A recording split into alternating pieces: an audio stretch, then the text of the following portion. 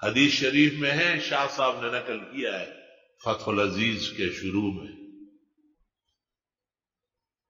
جو یہ چاہے کہ اس کا دن بخیر گزرے، کوئی حادثہ نہ ہو، کوئی گلہ شکوہ نہ ہو، کوئی نقصان اور تباہی نہ آئے، کوئی آفت اور سازش نہ بنے، چاش کی 4 رکعت پڑھا کر سورج نکلنے کے 1 گھنٹے بعد، سورج نکلنے کے فوراً بعد تو اشراق ہے، اور 2 رکعت پڑھنا بہتر ہے۔ ترمذی شریف کی حدیث، نسائی، ابن ماجہ، اس کا ثواب حج اور عمرے کا ہے،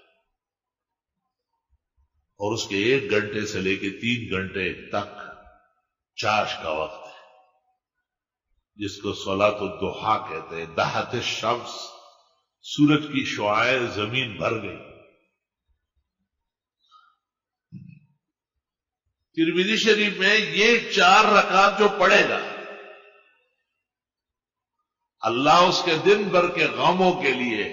تکلیفوں کے لیے، مصیبتوں کے لیے کافی ہو جائے۔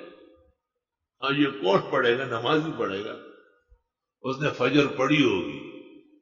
ایسے کوئی بے حیا و بے شرم نہیں ہوتا